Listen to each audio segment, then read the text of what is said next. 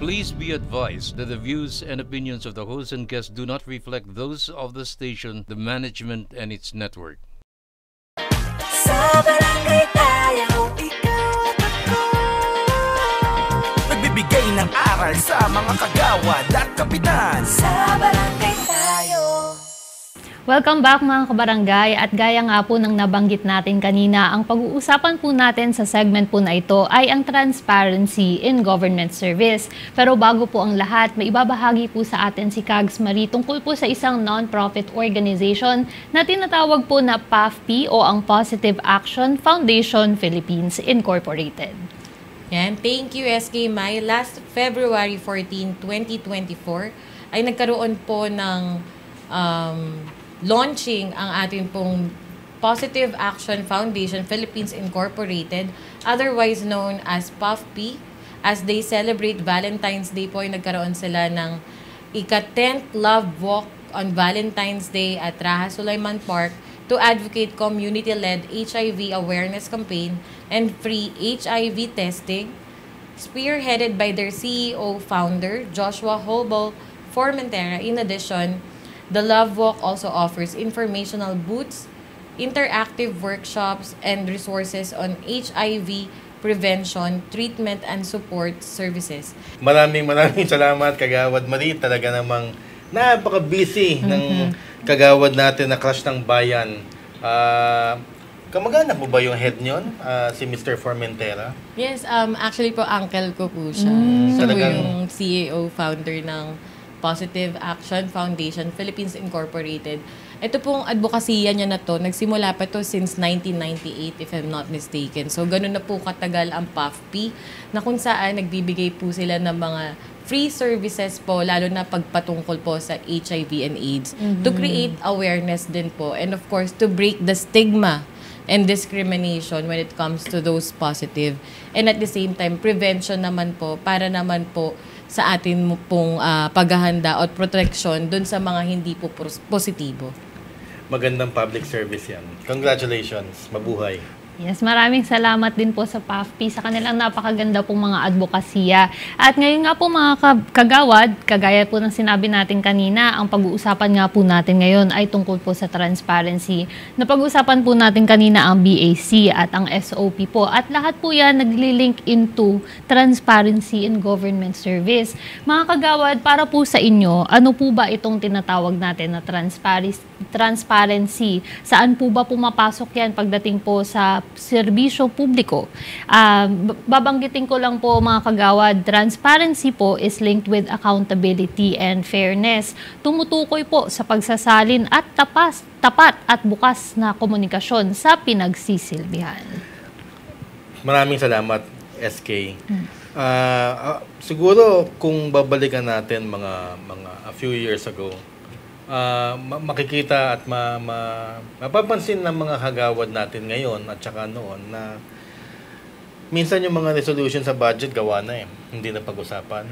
Minsan merong mga sa BAC, Bills and Awards Committee, na gawa na lahat, pipirmahan mo na lang. Pero dahil nga unti-unti nating nasisilayan ng batas sa Local Government Code na kinakailangan ng transparency, unti-unti rin nating nababago ang pananaw. At syempre, ang kilos natin mga bagong mga opisyales sa ating barangay, ang transparency, simple lang. Maging open ka lang. Alam ng taong bayan at alam ng mga kasamahan mo sa barangay, bawat kilos, bawat sentimo, bawat resolution o ordinansa o instruction na lumalabas sa barangay. Open ka, wala kang tinatago, walang sikreto. Kasi pag may tinatago ka, may milagro nangyayari. At yun ang iniiwasan natin, kaya meron transparency. Ang transparency ay inherent na hinihingi sa ating gobyerno. Yan po, wala hong public service kung walang transparency. Hindi ho public service yan, negosyo yan pag walang transparency. Kaya sa akin, simple lang, Kags Marie at SK Mai, open book ang lahat ng kilos mo sa barangay. Yeah, di sa site na rin natin na example, Kags Butch, it's not necessarily yung sa budget lang na usapin, mga kabarangay. Even yung mga session na ginagawa natin, dapat aware ang ating mga kabarangay. Actually, pwede kayong maging audience kapag meron pong ginaganap na session sa inyong mga barangay. Even the public hearings, dapat uma-attend rin sila.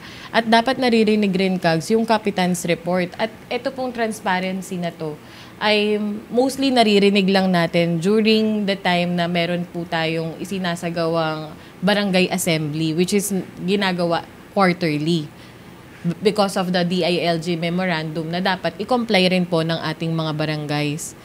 And at the same time, mga kabarangay, ang transparency po para sa akin is dapat honest ka. Kasi pag honest ka, hindi ka na siguro para gumawa pa ng kalokohan. At I agree with Kagawad Butch. There are some, I'm not saying in general, but there are some who's doing it na parang para mabilis na lang yung proseso, pirma na lang kayo. At dun po pumapasok yung mga SOP or yung mga cut or yung mga nabanggit po natin sa unang segment na mga terminologies. Kasi kung wala po tayong corruption or corrupt mind, hindi po siguro maapektuhan yung transparency Kags.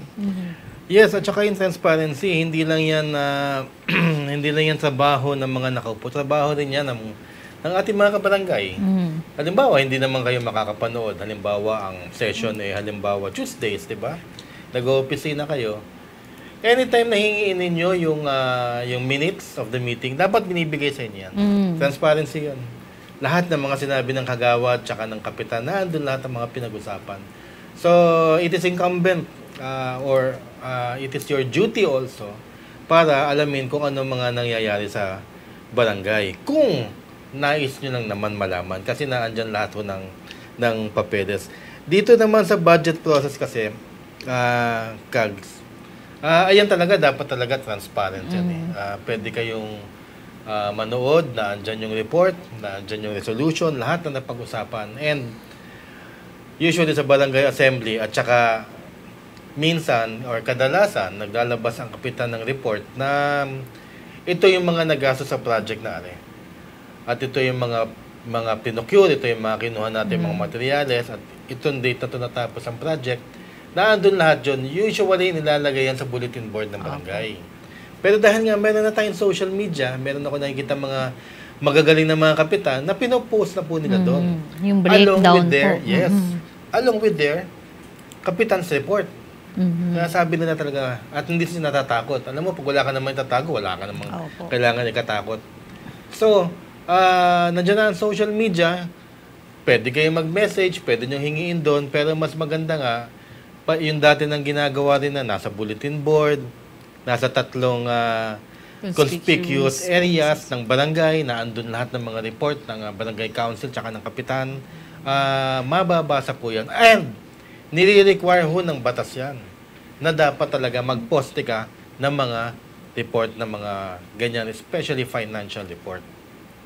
Alam niyo po mga kagawad, pagdating po talaga sa public service, hindi po talaga po pwede. Ito po mga tinatawag natin na mga under the table na transactions. Pero nakakalungkot lang pong sabihin, pero totoo naman po na meron po talaga mga nangyayari na ganito. Kaya po tayo nagdi-discuss ng mga ganitong topic para po sa kaalaman na lang din po ng ating mga kabarangay at para aware din po ang ating mga public officials kung ano po yung tungkulin po nila.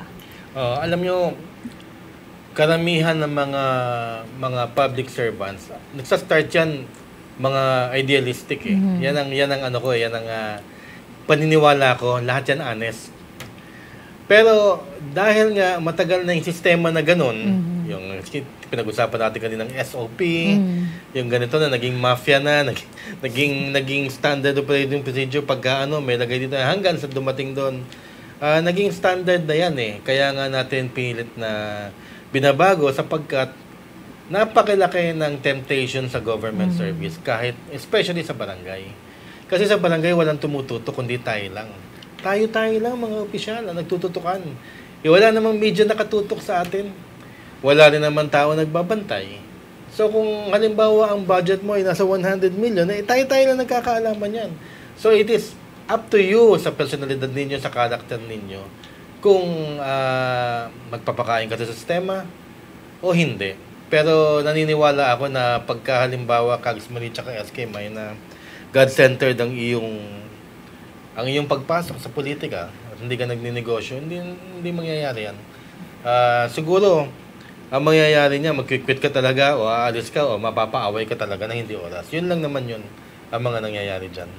Kaya naman, Kags Butch, very excited ako and looking forward talaga ako na makita yung mga model barangays na pwede nating i-feature dito sa atin sa barangay tayo para makita nila na marami pa rin gumagawa ng di hamak, na mas marami silang gumagawa ng mabuti kesa dun sa mga iilan na nababahiran lang yung pag sinabi mong barangay officials.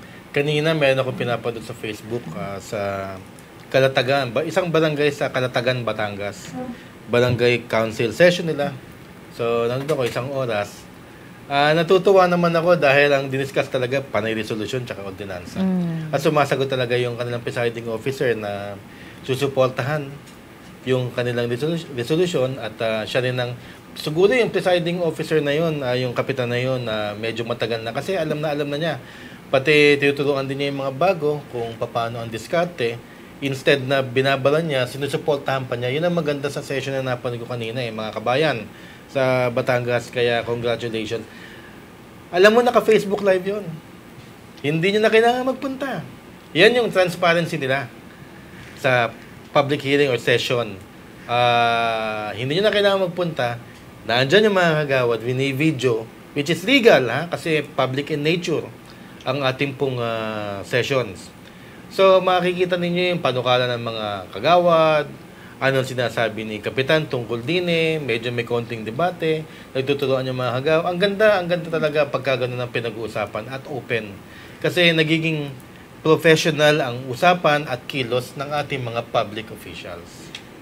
Ayan po mga kabarangay, sana po ay nalinawan po kayo at marami po kayo nakuhang aral po mula sa ating episode ngayong araw. Maraming salamat po mga kagawad at maraming salamat din po mga kabarangay sa inyo pong pagtutok sa isa na namang araw ng makabuluhang talakayan para sa ikagaganda ng serbisyong barangay.